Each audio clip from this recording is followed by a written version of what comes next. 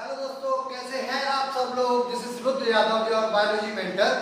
तो बेटा आज हम लेक्चर 2 में आज हम पढ़ेंगे परमानेंट टिश्यू। लेक्चर 1 में हमने कवर किया था टिश्यू को अच्छे से, और टिश्यू को कितने टाइप्स में डिवाइड किया है, 2 टाइप्स में। First is plant tissue and second one is animal tissue. So now अब हम पढ़ेंगे हमारा परमानेंट टिश्यू। हमने पिछले लेक्चर में पढ़ लिया था प्लांट टिश्यू को भी 2 टाइप्स में डिवाइड किया गया है।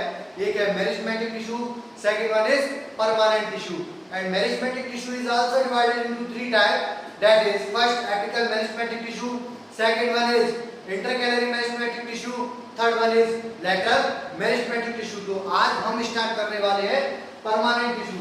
लेकिन परमानेंट टिश्यू से पहले, परमानेंट टिश्यू को स्टार्ट करने से पहले बेटा हम पढ़ेंगे प्रोटेक्टिव टिश्यू। क्या पढ़ेंगे? Protective tissue. Protective tissue. अब देखो आपने ये लिखा प्रोटेक्टिव टिश्यू। प्रोटेक्टिव टिश्यू क्या होता है? सबके माइंड में यही क्वेश्चन होगा, लेकिन मेरी बात सुनो। प्रोटेक्टिव टिश्यू, अब एक वर्ड ये आप डेफिनेशन लीजिए, प्रोटेक्ट। प्रोटेक्ट क्या होता है? प्रोटेक्ट क्या होता है? किसी भी चीज की रक्षा करना, किसी भी चीज को प्रोटेक्ट करना, कुछ हार्मफुल इफेक्ट जो आएगा उसे प्रोटेक्ट करना। ठीक है, तो बेटा हमने मान के चलो ये हमारा प्लांट है, ये हमारा क्या है, ये हमारा एक पेड़ है।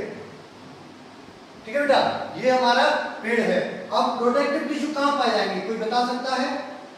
चलो मैं ही बता देता हूँ, क्योंकि हम लोग ऑनलाइन पढ़ रहे हैं, ऑफलाइन पढ़ते तो ऑब्वियसली 2-4 बच्चे बताते। अब देखिए प्रोटेक्टिव टिश्यू क्या होता है। प्रोटेक्टिव टिश्यू हमेशा प्लांट की एपिडर्मल लेयर में पाया जाता है। कौन सी में पाया जाता है? एपिडर्मल। अब सुनो मेरी बात, 2 टर्म आएंगे, and epidermis and second one is endodermis. बेटा देखो इन दोनों को कैसे याद करना है, आपको बहुत ज्यादा कंफ्यूजन होती है आपको इसको याद करने में। देखो एपी का मतलब अंदर, अब एंडो को याद कैसे करोगे? देखो एंडो है, एंडो मतलब INDO, इंडो। अब देखो दोनों ही वर्ड एक जैसे प्रोनाउंसिएशन में, एंडो इंडो। कैसे? Endo Indo. तो ये कैसे हो गए दोनों? एंडो मतलब अंदर, इंडो मतलब भी अंदर, तो दोनों ही कैसे ये एंडो। एंडोडर्मिस वो होता है, एंडोडर्मिस वो होता है जो अंदर वाली लेयर होती है, उसको हम क्या बोलते हैं? एंडोडर्मिस। एपिडर्मिस क्या होता है? एपिडर्मिस वो लेयर होती है, एपिडर्मिस वो लेयर होती है जो आउटसाइड पाई जाती है, जो आउटसाइड पाई जाती है। तो बेटा प्रोटेक्टिव टिश्यू में अब हम देखेंगे definition.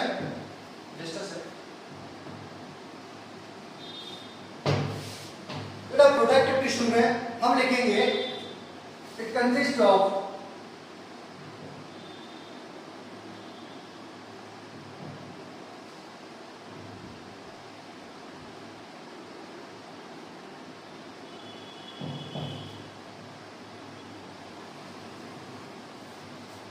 it consists of epidermis layer।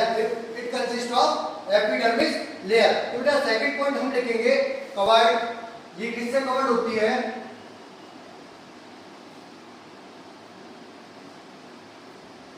Covered outside by a thick cuticle. देखो यहाँ पे एक टर्म आया है नया, क्यूटिकल। क्यूटिकल क्या होता है? क्यूटिकल को हम जानते हैं, कभी भी आपने पेड़ देखा है, जैसे मान के चलो ये हमारा पेड़ है। क्या है हमारा? पेड़। अब पेड़ को मैंने छीला, इसके मैंने बाल निकाला, इसका कॉर्क निकाल दिया, इसको मैंने निकाला, तो इसमें कुछ आपने देखा होगा, जैसे कि कोई पेड़ है विलायती का, ठीक है, उसकी हम छाल निकाल देते हैं। नीम का पेड़ है या कोई भी पेड़ है, उसकी हम छाल निकाल देते हैं, तो हमें कुछ चिपचिपा सा पदार्थ मिलता है, जेली लाइक सब्सटेंस दिखता है। वो जेली लाइक सब्सटेंस जो है, वो हमारा क्या है? क्यूटिकल। बेटा क्यूटिकल क्या काम करता है? जेली लाइक सब्सटेंस है, तो क्यूटिकल क्या करेगा? वाटर को निकलने में, वाटर पास नहीं करवाएगा। इसका मतलब वाटर को प्रिवेंट करेगा। वाटर को क्या करेगा? प्रिवेंट करेगा। तो हम थर्ड पॉइंट लिखेंगे बेटा इसमें, लिखो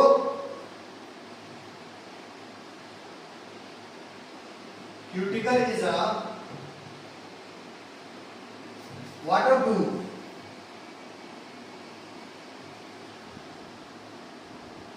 waterproof layer which prevent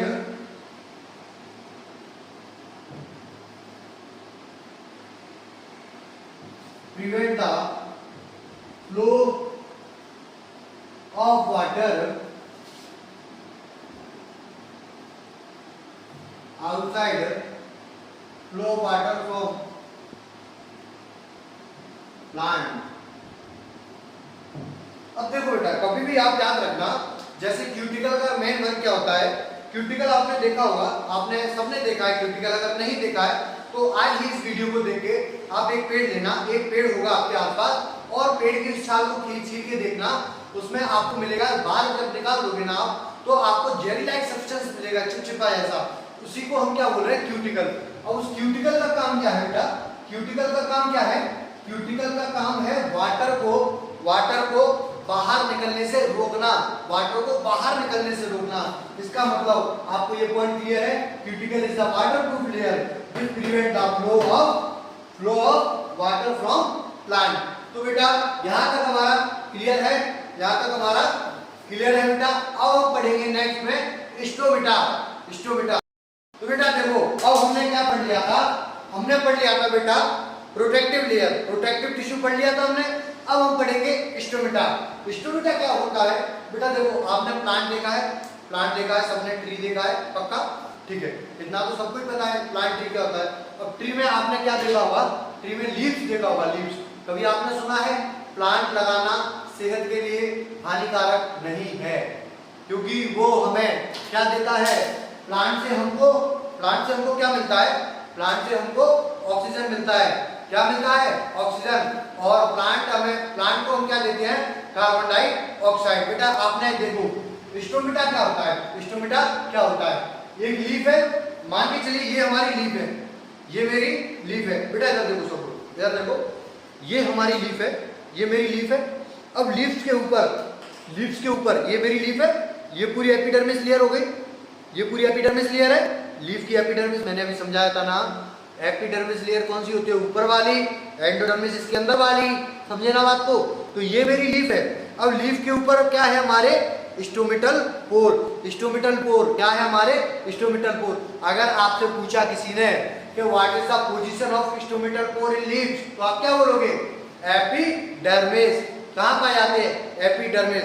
अच्छा सुनो मेरी बात, कभी आपने देखा होगा लीव्स को, तो लीफ पे जो छोटे छोटे पोर्स होते हैं ना, वो पूरे कंटिन्यू नहीं रहते हैं, वो पूरे कैसे नहीं रहते, कंटिन्यू। क्यों, क्योंकि उधर स्टोमेटल पोर पाए जाते हैं। क्या पाए जाते हैं, स्टोमेटा। क्या पाए जाते हैं, स्टोमेटा। बेटा स्टोमेटा क्या होता है, स्टोमेटा के अंदर पाए जाते हैं गार्ड सेल्स। क्या पाए जाते हैं, गार्ड सेल्स। अब आपने सोचा गार्ड सेल्स क्या होती है सर, अरे तो हम बताएंगे अब अपनी देसी भाषा में। बेटा कभी भी आप गए हो, स्कूल गए हो, कॉलेजेस में गए हो, चलो ठीक है कॉलेज में नहीं गए हो, आप अभी छोटे हो, ठीक है, तो आप कहीं ना कहीं बैंक में गए हो या कोई 5 स्टार होटल में गए हो, कुछ अच्छी यहाँ पे गए हो या किसी सेठ के यहाँ पे गए हो, तो वहाँ क्या है, सिक्योरिटी गार्ड लगे रहते हैं। क्या लगे रहते हैं, सिक्योरिटी गार्ड। तो ये मान के चलो बेटा, स्टोमेटा में जो गार्ड सेल्स पाए जाते हैं वो क्या करते हैं, वो opening and closing of stomata. Guard क्या करते हैं हमारे यहाँ पे, सिक्योरिटी गार्ड क्या करते हैं, गेट को खोलना, गेट को बंद करना। उनको पता है कि हमको कब गेट खोलना है, जब कोई सांप आएंगे तो गेट खोलना है, जब कोई सांप नहीं आएंगे तो गेट को क्लोज कर देना है। इसीलिए आप देखिए स्टोमेटल पोर क्या होते हैं, स्टोमेटल पोर होते हैं जिनमें गार्ड सेल्स पाए जाते हैं। और गार्ड सेल्स क्या काम कराते हैं, opening and closing of stomata. क्या काम कराते हैं, opening and closing of stomata. तो हम स्टोमेटा में बेटा फर्स्ट पॉइंट लिखेंगे अपना, जस्ट से मार्कर चेंज करते हैं हम, cells of epidermis leaf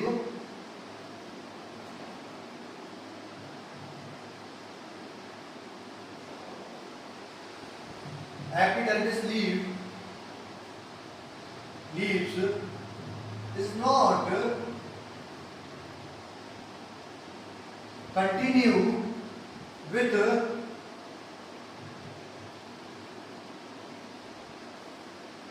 small pores. PORES। बेटा पोर्स का मतलब होता है छेद, स्मॉल छोटे छोटे छोटे छोटे छेद होते हैं लीव्स में। O due to just a second,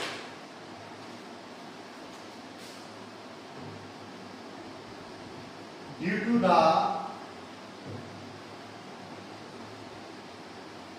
present of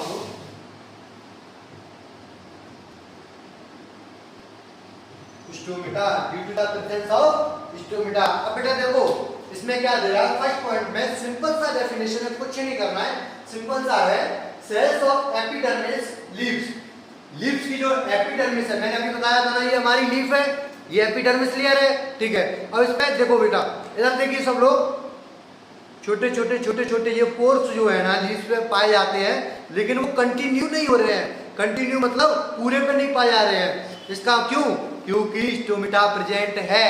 क्या है? स्टोमेटा प्रेजेंट है लीफ में। क्या है? स्टोमेटा प्रेजेंट है लीफ में। तो अब हम सेकंड पॉइंट देखेंगे, इसको हम मिटा देते हैं फर्स्ट पॉइंट को।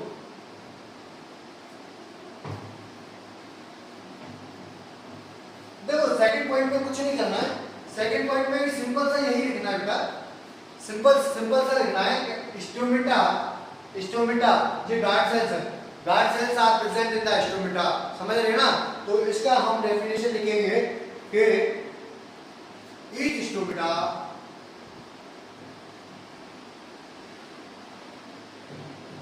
इज जस्ट से क्वेश्चन लिखते हैं,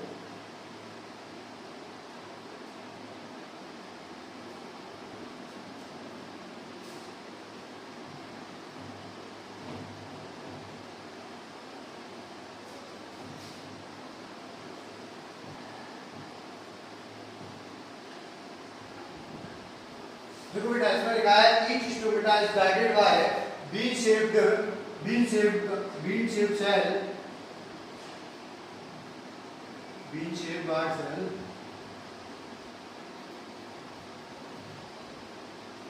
बीन शेप्ड गार्ड सेल, ठीक है बेटा। सेकंड पॉइंट आप देखिए आप आराम से, सेकंड पॉइंट में कुछ नहीं लिखा है, ये हमारा जो स्टोमेटा है, स्टोमेटा के अंदर क्या पाया जा रहा है, बीन शेप्ड गार्ड सेल, ठीक है। सिंपल सा बोला है ईच स्टोमेटा, हर एक स्टोमेटा, देखो दो गार्ड सेल्स पाए जा रहे हैं, दो गार्ड सेल्स क्यों पाए जा रहे हैं, जैसे मान लीजिए चलो एक गेट है हमारा, एक गेट पे दो गार्ड बैठे हैं, इसीलिए एक स्टोमेटा में कितने, दो गार्ड सेल्स पाए जाते हैं, ठीक है बेटा। ईच गार्ड सेल, देखिए each stomata is a guard cell by bean shaped guard cell. तो बेटा गार्ड सेल्स की शेप कैसी होती है, बीन शेप, कैसी होती है, बीन शेप। वेरी इंपॉर्टेंट, आपके एग्जाम में पूछा जाएगा ये, आप ध्यान से देखिए बेटा, बीन शेप मतलब फरिया सी शेप किसकी होती है, दाल की जैसी शेप किसकी होती है बेटा, स्टोमेटल के गार्ड सेल्स की, किसकी होती है, स्टोमेटल के गार्ड सेल्स की। Now come to the next point,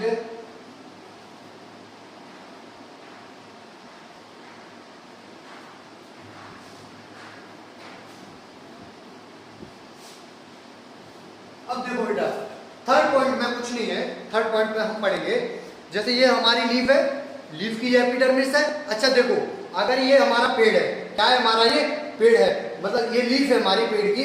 अब यहाँ से अगर सनलाइट आएगी, कहाँ से, यहाँ से अगर सनलाइट आएगी तो बेटा एपिडर्मिस पे ही आएगी, पक्का एपिडर्मिस पे आएगी। तो इसका मतलब ये क्या क्या है, क्लोरोप्लास्ट, क्लोरोप्लास्ट कहाँ प्रेजेंट होगा, एपिडर्मिस पे। किस पे होगा, एपिडर्मिस पे।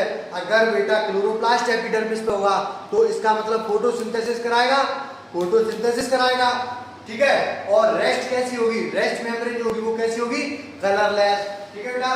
थर्ड पॉइंट किया द एपिडर्मिस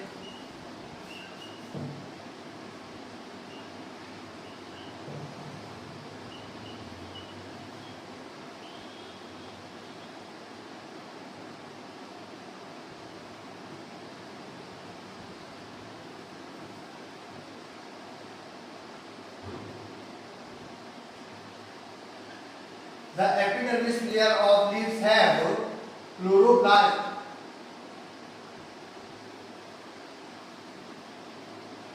क्लोरोप्लास्ट ब्रैकेट में लिखेंगे फोटोसिंथेसिस,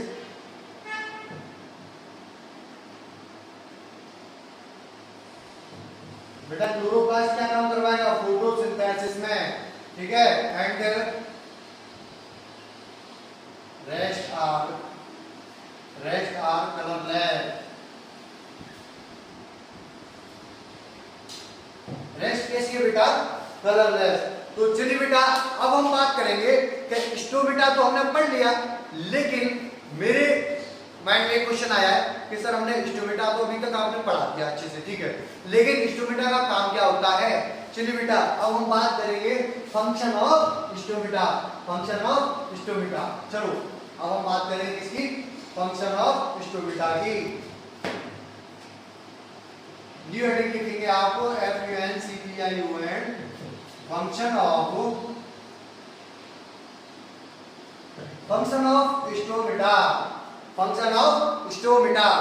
स्टोमेटा का फंक्शन क्या होता है, मैंने अगर बोला कि ये मेरी लीफ है, इस पे फोटोसिंथेसिस होगा, कैसे होगा, एपिडर्मिस लेयर पे, क्यों, क्योंकि स्टोमेटल कहां पाए जा रहे हैं, स्टोमेटल कोर कहां पाए जा रहे हैं, एपिडर्मिस लेयर पे।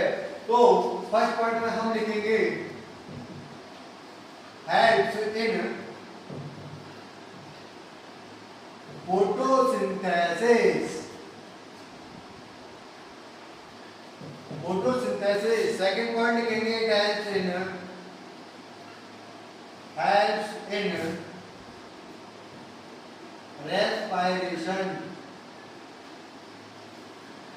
respiration and transpiration।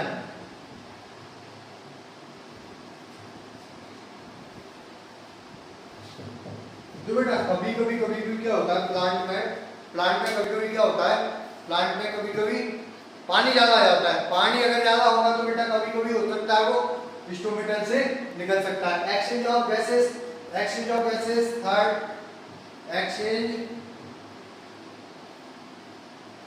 ऑफ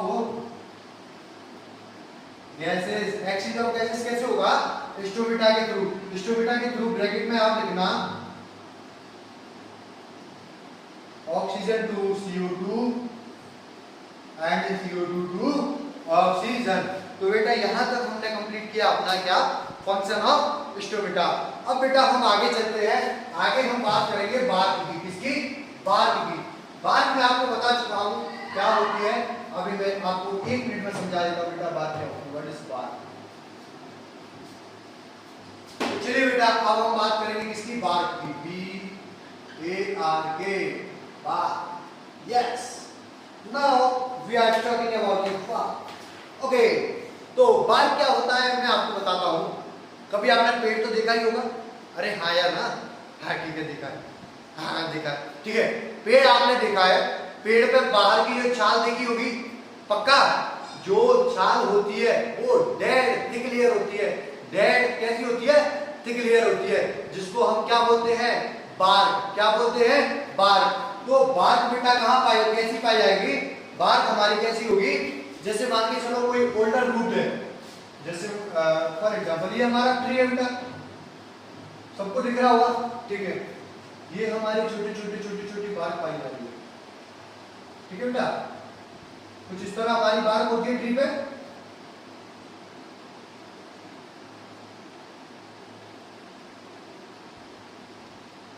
और हाँ देखो आपने मान के चलो ये हमारी है रूट्स, क्या है हमारी रूट्स है बेटा। आपने कभी देखा होगा बड़े बड़े पेड़ होते हैं, जैसे पीपल का हुआ, नीम का हुआ, और जैसे आपने काफी सारे पेड़ देखे होंगे, वो कभी ना कभी कहीं ना कहीं आंधी तूफान में जड़ से उखड़ जाते हैं, जड़ से उखड़ जाते हैं, तो आपने देखा होगा कि उनके रूट्स में भी बार्क पाई जाती है। क्या पाई जाती है, रूट्स में भी। तो हम इसमें फर्स्ट पॉइंट लिखेंगे in older roots and stems. Roots में बार्क पाई जाएगी पक्का, स्टेम में भी बार्क पाई जाएगी पक्का, डेफिनेटली। तो आप लिखेंगे in older root and stem tissue eight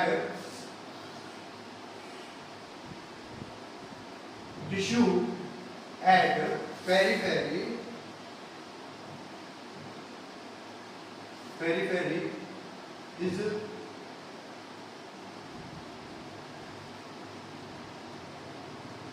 turns into BARK बार। तो बेटा देखो इसमें क्या दिया है, इसमें कुछ नहीं है, सिंपल सा डेफिनेशन मैं आपको बता चुका हूँ। बार्क का मतलब क्या होता है मैंने आपको भी बताया था। जब प्लांट बूढ़ा हो जाता है, जब प्लांट बड़ा हो जाता है, देखो आपने कभी भी नया प्लांट, जैसे मान के चलो ये मेरा छोटा सा प्लांट है नीम का, छोटा सा प्लांट कभी आपने देखा हो, छोटा सा प्लांट नीम का है, तो इसमें बेटा बार्क प्रेजेंट नहीं होगी, इसमें बार्क प्रेजेंट नहीं होगी, इसकी स्टेम कैसी होगी, हरी भरी। कभी आपने, अब देखो अब ये मेरा हो गया बड़ा पेड़, ये हो गया हमारा कैसा बड़ा पेड़, अब ये मोटा होगा इधर से पक्का, ये हमारा मान के चलो बेटा बड़ा पेड़ हो गया। अब ये बड़ा पेड़ जो है क्या है हमारा, ये जो बड़ा पेड़ है तो इसकी रूट्स भी मोटी मोटी हो गई होंगी पक्का, स्टेम भी इसकी मोटी मोटी हो गई होगी। अगर इसकी स्टेम मोटी मोटी हो गई होगी तो इसका मतलब कल मैंने आपको समझाया था लैटरली ग्रो करेगा, लैटरली ग्रो करेगा तो लैटरल मेरिस्टेम, लैटरल मेरिस्टेम में क्या था, सेकेंडरी ग्रोथ, सेकेंडरी ग्रोथ होगी तो डेड सेल्स आ जाएंगी, डेड सेल्स आ जाएंगी तो क्या आएगा हमारा, बार्क आ जाएगा। फर्स्ट पॉइंट में आप देखो ओल्डर रूट्स एंड स्टेम, जो पुराने रूट्स और स्टेम होते हैं ट्री के क्या होते हैं, ट्री के, तो वो टिश्यू एट पेरीफेरी, और बगल में पेरीफेरी मतलब बगल में, लेटरल मतलब बगल में, पेरीफेरी मतलब साइड वाला, साइड वाला ही टिश्यू जो होता है वो किसमें कन्वर्ट हो जाता है, बार्क में। किसमें कन्वर्ट हो जाता है, बार्क में। ओके बेटा, तो बार्क में हम सेकंड पॉइंट लिखेंगे,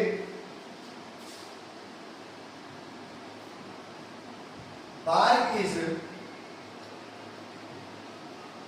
made up of, bark is made up of thick dead cells। क्या लिखेंगे बेटा हम, bark is made up of thick dead cells, और thick wall भी लिख सकते हैं, dead thick dead cells मिलके क्या बनाएंगी, walls, WALLS, thick walls। तो बेटा हम थर्ड पॉइंट लिखेंगे, इसको भी बिठा सकते हैं हम,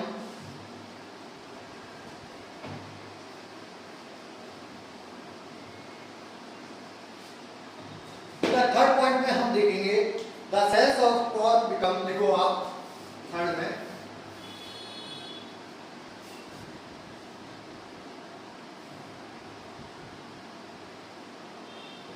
the cells of cork become impermeable to water,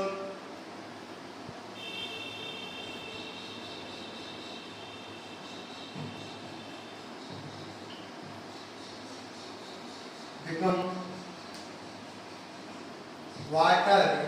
अब एक बात आप सोचो बेटा, मैं आपको अभी समझा चुका हूं, water and gases due to the deposition, deposition of, देखो बेटा अब थर्ड पॉइंट में दिया है बार्क का, the cells of cork become impermeable to become water and gases due to the deposition of suberin. अब हमने कॉर्क बार्क को हमने समझ लिया, ये बात है हमारी, लेकिन इसके जस्ट अंदर क्या पाया है हमारा, सुबेरिन इकट्ठा हो जाता है, सुबेरिन इकट्ठा हो जाता है। और मैं आपको बताया था क्यूटिकल क्या होता है, और क्यूटिकल ने क्या किया, सुबेरिन इकट्ठा किया। सुबेरिन अगर इकट्ठा हो जाएगा तो वो पानी को और गैसेस को पास नहीं होने देगा, पास नहीं होने देगा। जैसे ये कमरा है हमारा, कमरा का जो लास्ट गेट लगा हुआ है उसको हमने क्या बोल दिया, इकट्ठा होकर क्या बोल दिया, लोहे, इकट्ठे लोहे से हमने क्या बनाया, वो सुबेरिन, क्या बनाया, सुबेरिन। डिपोजिशन हुआ है इकट्ठे किसका, सेल्स का, उसको हमने क्या बनाया, सुबेरिन। सुबेरिन ने क्या किया, सुबेरिन ने लगा दिया गेट, नहीं बेटा, गैस को बोल दिया, वाटर बोल दिया, नहीं बेटा, you are not allowed to go outside the room. Okay बेटा, तो ऐसे एग्जांपल में आप समझो, ये हमारा सुबेरिन है, ये हमारा सुबेरिन है, सुबेरिन इकट्ठा हुआ, सुबेरिन अगर इकट्ठा हो गया, सुबेरिन अगर इकट्ठा हो गया तो यहाँ से जो पानी जाएगा, गैसेस जाएंगे, वो पास नहीं होंगे, वो पास नहीं होंगे। तो आप बेटा हमने पढ़ लिया बात, अब हम आगे पढ़ने वाले हैं, अब हम आगे पढ़ने वाले हैं परमानेंट टिश्यू। क्या पढ़ने वाले हैं, permanent tissue. Okay. So let us come to the point, and now we are talking about the permanent tissue. Permanent tissue क्या पढ़ेंगे हम? Permanent tissue.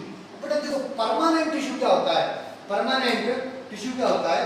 Simple permanent tissue और परमानेंट टिश्यू हम पढ़ेंगे। अब देखो सिंपल परमानेंट टिश्यू होगा ये, और एक होता है complex permanent tissue. Permanent tissue तो आपको देखो याद है, कोई भी चीज परमानेंट है, अगर कोई फंक्शन प्लांट में परमानेंटली हो रहा है तो किस में जा रहा है? परमानेंट टिश्यू में। Permanent tissue is divided into two types, simple permanent tissue, permanent tissue. Second one is complex permanent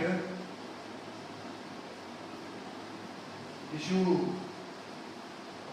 ठीक है, तो हमारा परमानेंट टिश्यू में दो टाइप्स में डिवाइड हुआ है। परमानेंट टिश्यू को दो टाइप्स में डिवाइड किया गया है।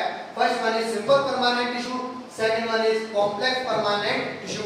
अब देखो सिंपल का तो मतलब आपको समझ में नहीं आ रहा, साधारण ही होगा, साधारण होगा। इसका मतलब इसमें क्या क्या पाया जाएगा? Parenchyma,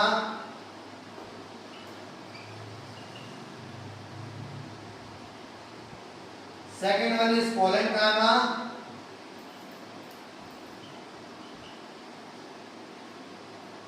third one is sclerenchyma.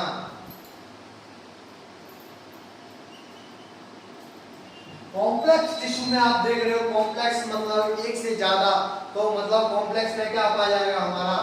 Xylem and phloem, xylem and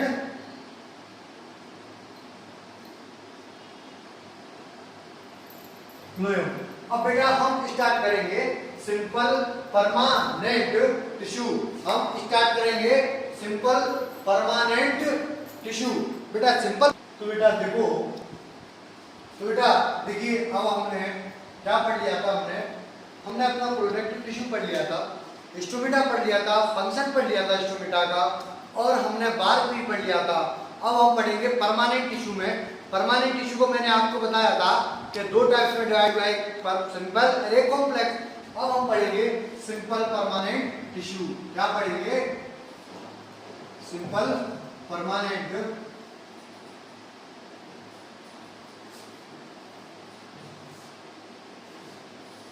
simple permanent tissue. Simple permanent tissue क्या होता है बेटा? सिंपल मैंने आपको बताया था, तो साधारण सा परमानेंट टिश्यू है जिसको हमने 3 टाइप्स में डिवाइड किया है। First is sclerenchyma,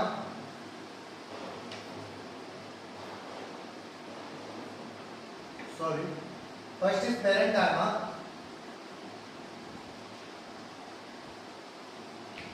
second one is collenchyma,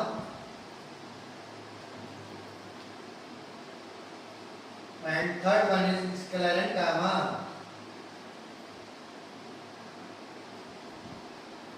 sclerenchyma.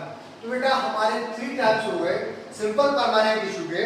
अब हम सबसे पहले बात करेंगे फर्स्ट पैरेन्काइमा की। किसी पैरेन्काइमा।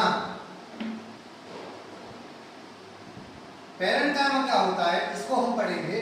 तो पैरेन्काइमा में फर्स्ट पॉइंट तो ये लिखिए, it is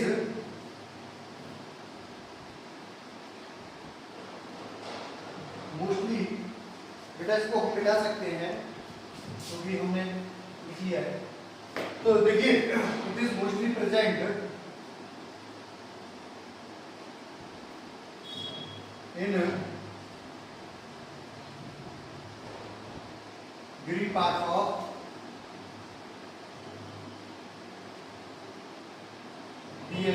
plant. It is mostly present in green types of plant. अब सेकंड पॉइंट हम इसमें लिखेंगे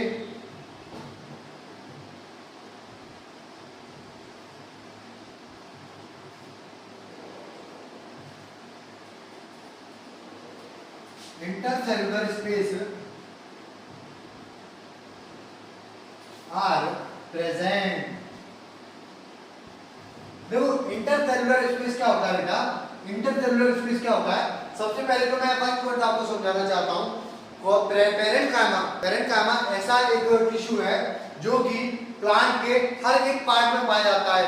मोस्टली पार्ट जो होता है प्लांट का उसमें पाया जाता है। ठीक है, सेकंड हम बात करेंगे इंटरसेल्युलर स्पेस आर प्रेजेंट। अब बेटा देखो, अपने पास इतना डिजिटल बोर्ड नहीं है, लेकिन मैं आपको इसमें समझाना चाहूंगा। जस्ट शायद मैं देख लूं, जी हाँ दिख रहा है। ठीक है बेटा, इसमें देखिए आप लोग,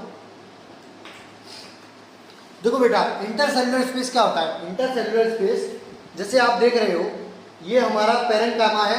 क्या है हमारा पेरेन्काइमा। पेरेन्काइमा में ये जो स्पेस दिख रहा है, ये जो स्पेस दिख रहा है, उसको हम क्या बोल रहे हैं, इंटरसेल्युलर स्पेस। क्या बोल रहे हैं इसको, इंटरसेल्युलर स्पेस। तो बेटा आगे चलिए, आगे हम देखते हैं। Second point also clear, intercellular space are present. तो सेल्स कैसे पैक्ड होंगे, लूजली पैक्ड। थर्ड पॉइंट आप लिखो, cells are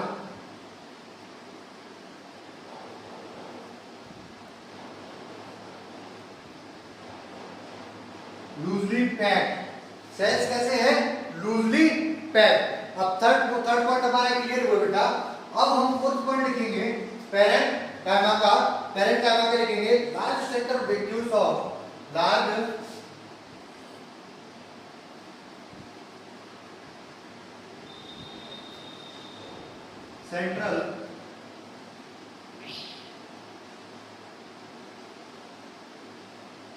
central vacuoles are,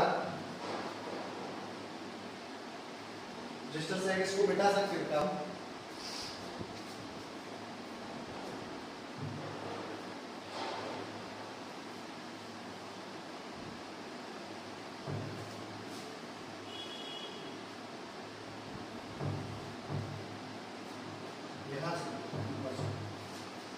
तो बेटा हमारा फोर्थ पॉइंट लिखेंगे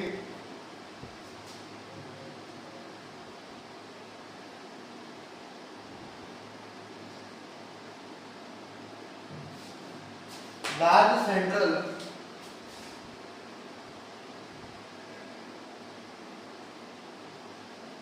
वैक्यूल्स फॉर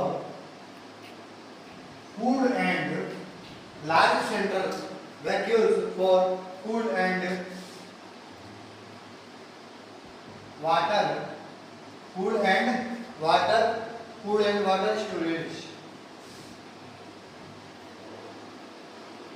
बेटा देखो, पेरेन्काइमा में क्या पाया जाता है, लार्ज सेंट्रल वैक्यूल्स पाया जाता है। मैं आपको डायग्राम की मदद से दिखाता हूँ वैक्यूल्स क्या होता है।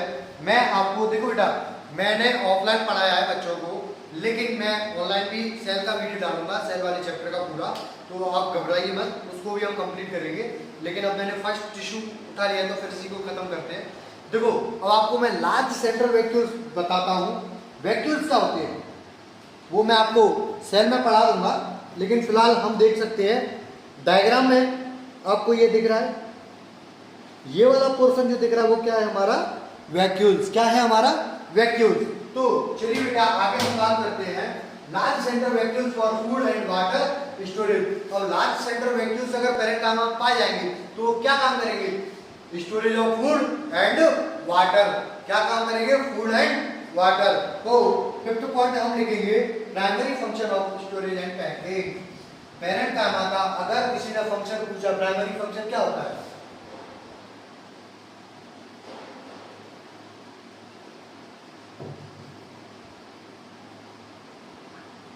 प्राइमरी फंक्शन इन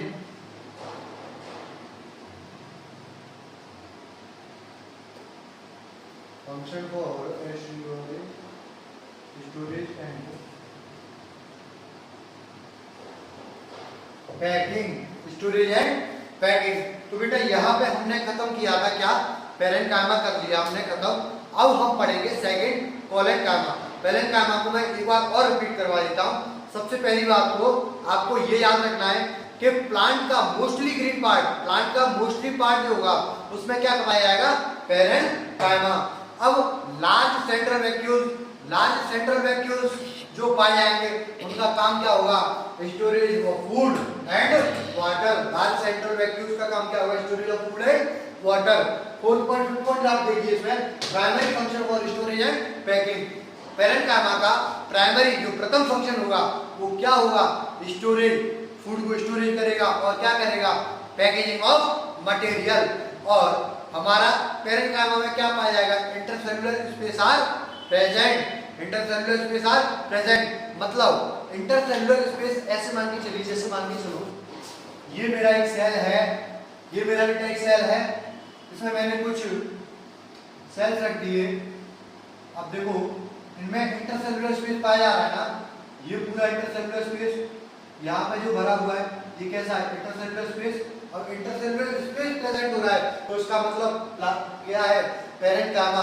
और अगर पैरेन्काइमा में इंटरसेलुलर स्पेस है तो सेल्स कैसे है, loosely packed, not tightly packed, loosely packed. अगर बेटा टाइटली पैक्ड होंगे, मान के चलो कोई भी चीज टाइट है, टाइटली पैक्ड है, तो क्या वो लूज सेल होंगे उसमें, नहीं होंगे। सेलुलर इंटरसेलुलर स्पेस दिखेगा इसमें, नहीं दिखेगा, क्योंकि ये टाइटली पैक्ड है। और लूजली पैक्ड होंगे, लूजली पैक्ड है तो बेटा देखो आपको दिख रहा होगा intercellular space are present, intercellular space are present. तो बेटा अब हम बात करेंगे सेकंड पैरेन्काइमा। क्या बात करेंगे, पैरेन्काइमा।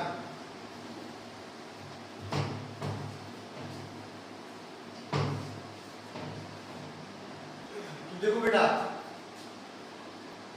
अब हम पढ़ेंगे बेटा पैरेन्काइमा। पैरेन्काइमा तो हमने पढ़ लिया, लेकिन अब हम पढ़ेंगे पैरेन्काइमा के टाइप्स। पैरेन्काइमा को बेटा 3 टाइप्स में डिवाइड किया गया है। First one is idioblast, second one is collenchyma, chlorenchyma, third one is aerenchyma. बेटा आइडियोब्लास्ट को हम सबसे पहले पढ़ेंगे, सबसे पहले हम क्या पढ़ेंगे, आइडियोब्लास्ट। तो आइडियोब्लास्ट को कुछ इस तरह समझो बेटा, सब पैरेन्काइमा लिखिए।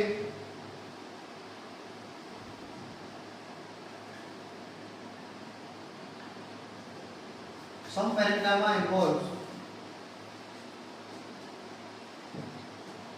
in packaging of some parenchyma involves in packaging of material like resin,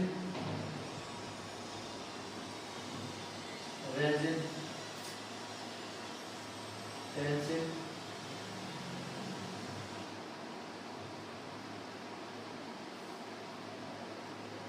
rubber etcetera. तो बेटा देखो आइडियोब्लास्ट में कुछ नहीं है, सिंपल सा है। आइडियोब्लास्ट वो पैरेन्काइमा का टाइप है जिसमें पैकेजिंग ऑफ मटेरियल, जिसमें वो क्या काम करेगा, मटेरियल का पैकेजिंग करेगा। मटेरियल क्या क्या कौन सा होगा उसमें, रेजिन होगा, कैल्सिन होगा, गम्स होगा और अपना रबर होगा और एक्सेट्रा। ठीक है बेटा। अब हम सेकंड में बात करेंगे क्लोरेनकाइमा। देखो क्लोरीन मतलब कैसा होता है, क्लोरीन मतलब हरा। अब क्लोरीन मतलब हरा है तो ये क्या काम करेगा, सिंपल सा है, exchange of gases, exchange of gases. तो इसमें हम लिखेंगे बेटा, सेकंड हम नहीं लिखेंगे,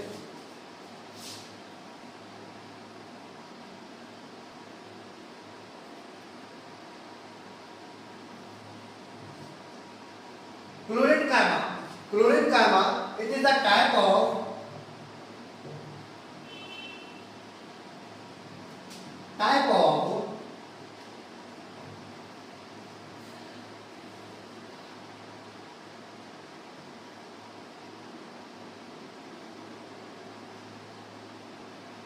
it is a type of parenchyma in which photosynthesis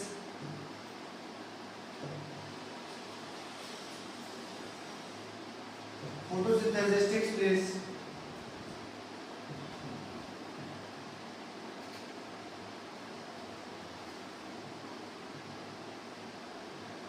by the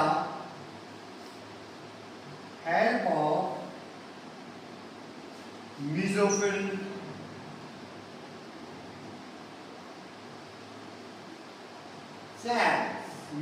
cells या mesophyll leaves।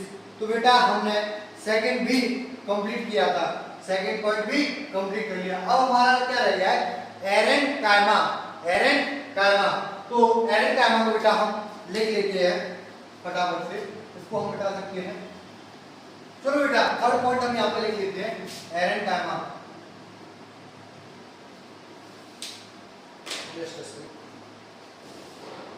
एरेनकाइमा,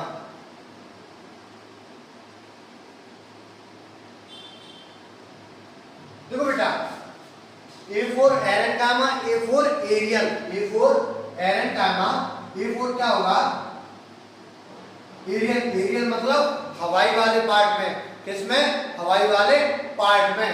तो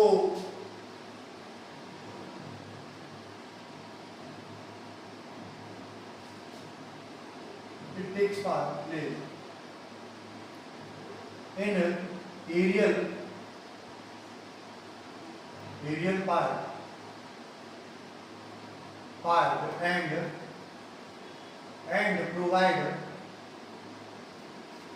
provide buoyancy.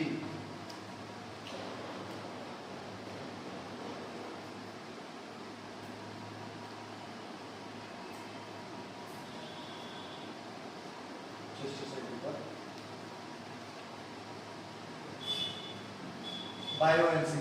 तो बेटा देखो एरेनकाइमा कहाँ पाया जाएगा, हमारा एरियल पार्ट में, और क्या काम करेगा, बायोएनसी का। क्या काम करेगा, बायोएनसी का।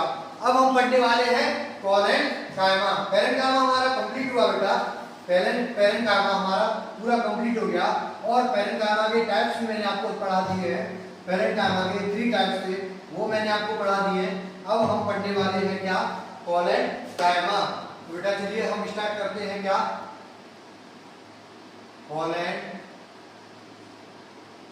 Collenchyma.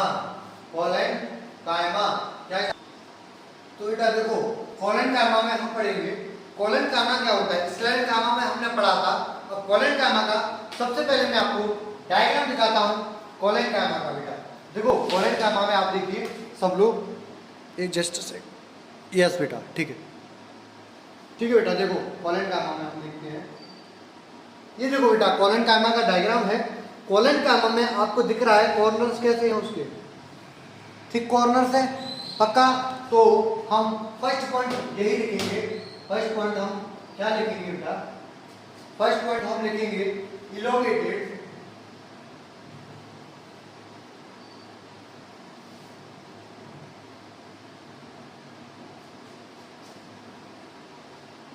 elongated cells with thick corners, कहते हैं thick corner.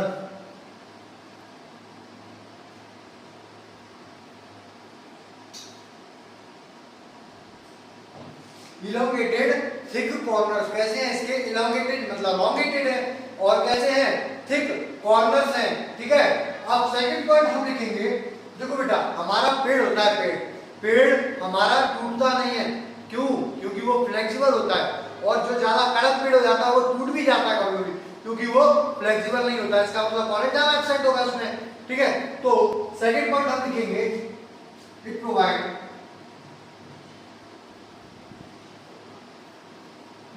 Flexibility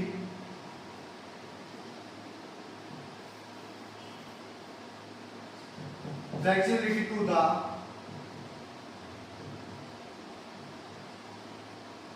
plant, it provide flexibility to the plant। Collenchyma हमारा प्लांट को क्या करता है, फ्लेक्सिबिलिटी प्रोवाइड करता है। थर्ड पॉइंट हम लिखेंगे there cells intercellular space are absent, intercellular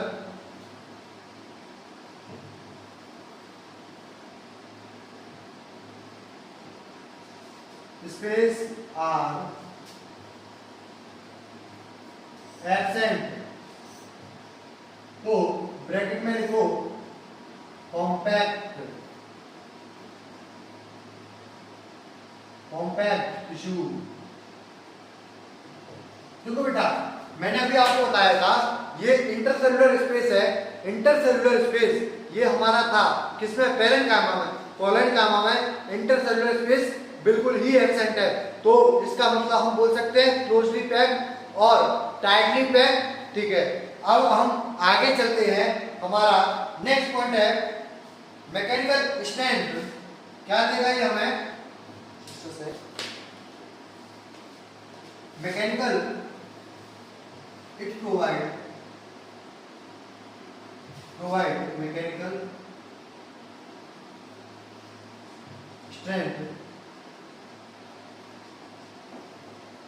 strength to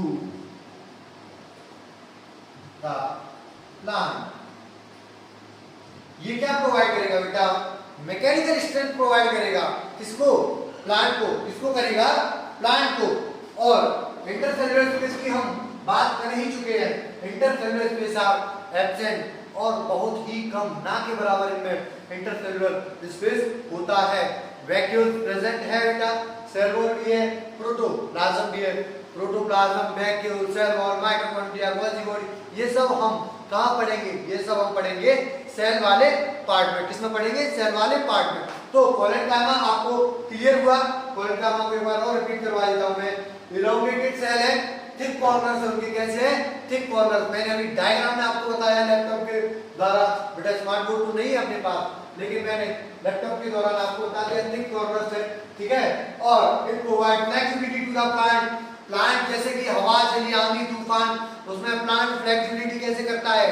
due to the presence of collenchyma by the help of collenchyma. Intercellular space are absent और less और very little, ना के बराबर intercellular space रहते हैं। किसमें रहते हैं? कोलन गामा में और स्क्लेरेंट गामा में। मैंने जस्ट अभी आपको पढ़ाया था। किसमें? पेरेंट गामा में। पेरेंट गामा में जस्ट मैंने अभी आपको पढ़ाया था intercellular space are present. Intercellular space are present, but in collenchyma intercellular space are absent और वेरी लिटिल। तो उसको हम क्या बोल सकते हैं? Compact tissue. It provide mechanical strength to the plant. और वो क्या प्रोवाइड करेगा? मैकेनिकल स्ट्रेंथ प्रोवाइड करेगा। तो बेटा देखो, अब हमने क्या पढ़ लिया? पेरेंट गामा, कोलन गामा पढ़ लिया। अब हमारा लास्ट रह गया है स्क्लेरेंट गामा। इसके बाद हमारा सिंपल परमानेंट टिश्यू खत्म हो जाएगा। फिर उसके बाद हम नेक्स्ट वीडियो में स्टार्ट करेंगे कॉम्प्लेक्स परमानेंट टिश्यू। तो हमने क्या पढ़ा? स्क्लेरेंट गामा। स्क्लेरेंट गामा क्या होता है? सबसे पहली बात तो एक बात हमेशा याद रखना बेटा, बहुत बड़ा डिफरेंस है। कोलन गामा और पेरेंट गामा दोनों ही कैसे हैं? लिविंग टिश्यू है। कैसे है? Living tissue. लेकिन स्क्लेरेंट गामा कैसा है? डेड। कैसा है? डेड। तो इसका फर्स्ट पॉइंट लिखेंगे हम। फर्स्ट पॉइंट, पहले मैं आपको इमेज दिखाता हूं स्क्लेरेंट गामा की। देखो बेटा, ये है हमारे स्क्लेरेंट गामा की इमेज। ये हमारे कैसे हैं? नैरो, पतले हैं। और कैसे हैं? ठीक है, पतले हैं। और कैसे हैं? डेड। कैसे हैं? डेड। तो इसमें बेटा हम फर्स्ट पॉइंट लिखेंगे इसमें। किसमें? स्क्लेरेंट गामा में the cells of this tissue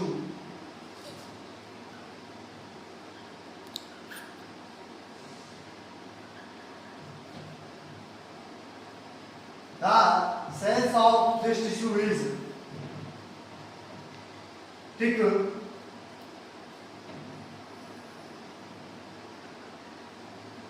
thick, narrow and DEAD, that is very important बेटा। ये बहुत ही इंपॉर्टेंट पॉइंट है और यही आपसे पूछा जाएगा। डिफरेंस अगर पूछा जाए sclerenchyma, collenchyma and parenchyma में, तो आप स्क्लेरेंट गामा में क्या लगाओगे? Dead tissue. कैसा है ये? Dead tissue. अब हम इसमें बेटा सेकंड पॉइंट हम लिखेंगे। क्या? सेकंड पॉइंट लिखेंगे वॉल्स आर थिक। वॉल तो हमने पढ़ा थिक है, लेकिन क्यों है? देखो WALLS, walls are thick due to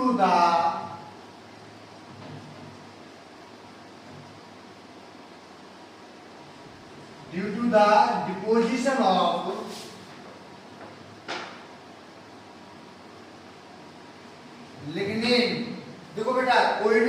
मान के चलो यही हमारा प्लांट है और इसमें ये हमारा क्या है, ये हम पढ़ रहे हैं प्लांट का, ये हमारा एक पार्ट है जिसमें हम क्या पढ़ रहे हैं, अपना क्या पढ़ रहे हैं, स्क्लेरा एंड कायमा। क्या पढ़ रहे हैं, स्क्लेरा एंड कायमा।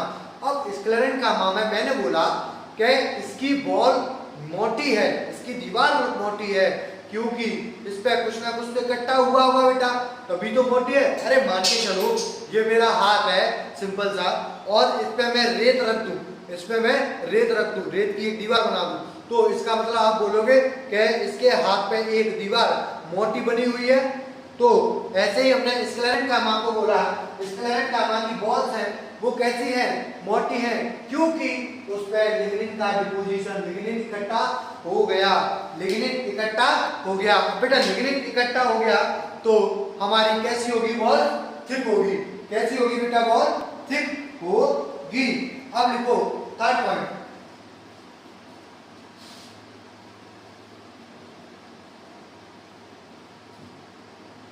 सॉरी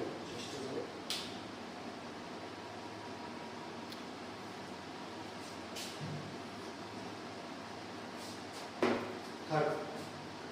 अब बेटा देखो, अगर कोई डेड टिश्यू है, अगर कोई डेड टिश्यू है तो वो क्या काम कर सकता है, वो स्ट्रेंथ प्रोवाइड करवा सकता है, पक्का। अब हम लिखेंगे यहाँ पे, अब हम लिखेंगे क्या लिखेंगे, प्रोवाइड स्ट्रेंथ,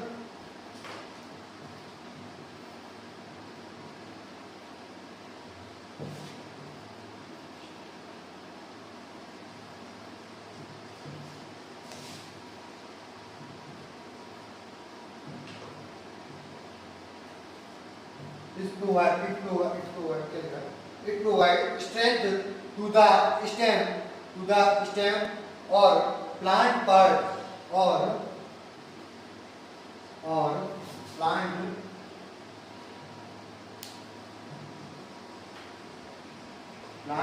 part। तो बेटा थर्ड पॉइंट हमने क्लियर किया, ये क्या करेगा, हमको प्रोवाइड स्ट्रेंथ कराएगा प्लांट के पार्ट को, प्लांट के पार्ट को क्या कराएगा, प्रोवाइड स्ट्रेंथ कराएगा। तो बेटा यहाँ तक हमने थर्ड पॉइंट क्लियर कर लिया है। अब हम एग्जांपल में देखेंगे, एग्जांपल में हम लिखेंगे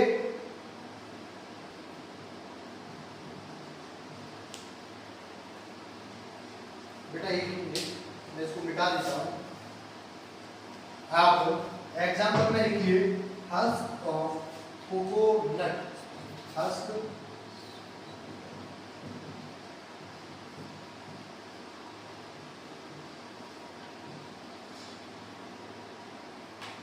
हस्क ऑफ कोकोनट। अब बेटा तुम्हारे माइंड में एक क्वेश्चन उठ रहा होगा, जरूर एक क्वेश्चन राइज हुआ है कि सर हस्क क्या होता है। हस्क बेटा मैं बता देता हूं आपको, जब हमने नारियल तो सबने देखा है पक्का, अरे कोकोनट नारियल ही होता है ठीक है, नारियल तो सबने देखा है।